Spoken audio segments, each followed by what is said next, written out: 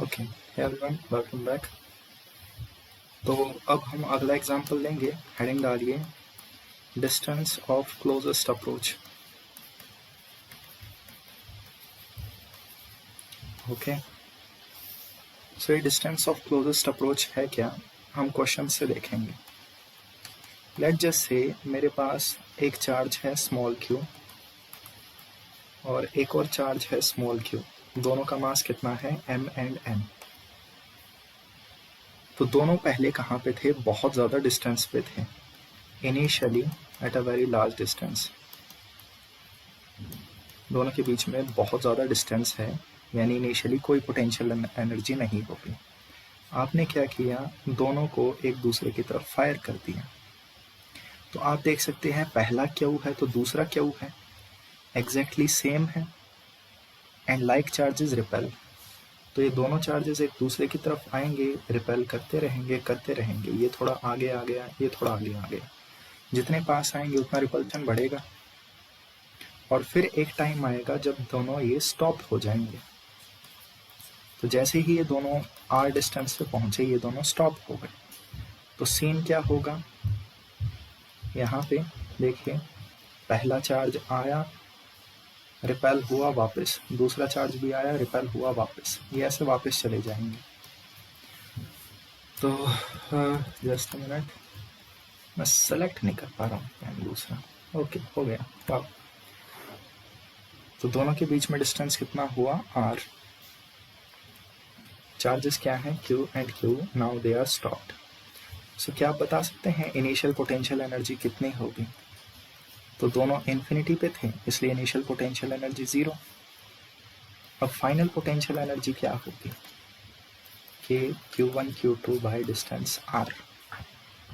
तो आपको पता है इनिशियली इनके पास क्या है, काइनेटिक एनर्जी है, और बाद में ये रुक गए तो फाइनल काइनेटिक एनर्जी 0 है।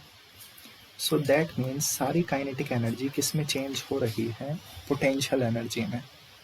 यही कंजर्वेशन ऑफ एनर्जी होता है।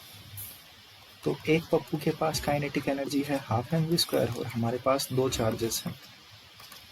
तो ये इनिशियल काइनेटिक एनर्जी हो गई, और ये सारी किस में कन्वर्ट हो जाएगी, फाइनल पोटेंशियल एनर्जी में। तो क्या आप यहाँ से r निकाल सकते हैं। दैट मीन्स दोनों चार्जेस एक दूसरे के कितने क्लोजेस्ट आएंगे, बस यही आपको निकालना था। आई थिंक इससे आगे आप सॉल्व कर सकते हैं, तो मैं यहाँ कोई आंसर नहीं दूंगा। नेक्स्ट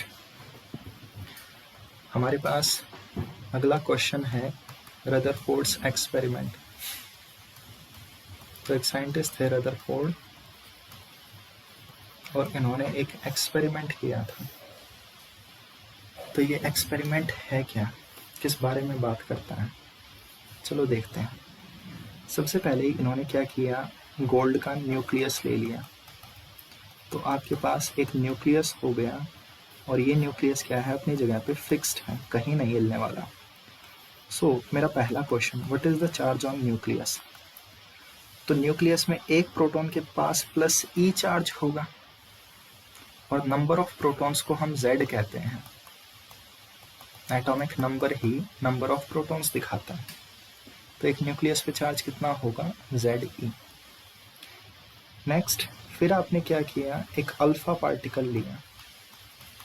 तो आपको पता होगा हीलियम के न्यूक्लियस को अल्फा पार्टिकल कहते हैं, और एक अल्फा पार्टिकल पे चार्ज होता है 2e पॉजिटिव, और आपने ये फायर कर दिया। तो होगा क्या, ये फायर हुआ, आपने इसे काइनेटिक एनर्जी दे दी E। तो ये न्यूक्लियस की तरफ जाएगा और रिपल्शन बढ़ेगा, और फिर ये एग्जैक्टली इसी लाइन से रिपेल होके वापस चला जाएगा। So this distance is called distance of closest approach. ये न्यूक्लियस के पास कितना आएगा। तो आप यहाँ देख सकते हैं, अगेन सारी काइनेटिक एनर्जी किस में चेंज हुई है, रिपल्सिव पोटेंशियल एनर्जी में। तो इनिशियल काइनेटिक एनर्जी कितनी थी, K, और पोटेंशियल एनर्जी का formula K Q1 Q2 over distance R, और आपको क्या फाइंड आउट करना है, R की वैल्यू। तो पहले पे चार्ज कितना है 2e, दूसरे पे चार्ज कितना है Ze। आई थिंक यहाँ से आप इजीली बता सकते हैं कि आर कितना होगा, 2kZe² ओवर एनर्जी। तो ये आपके पास हो गया डिस्टेंस ऑफ क्लोजेस्ट अप्रोच।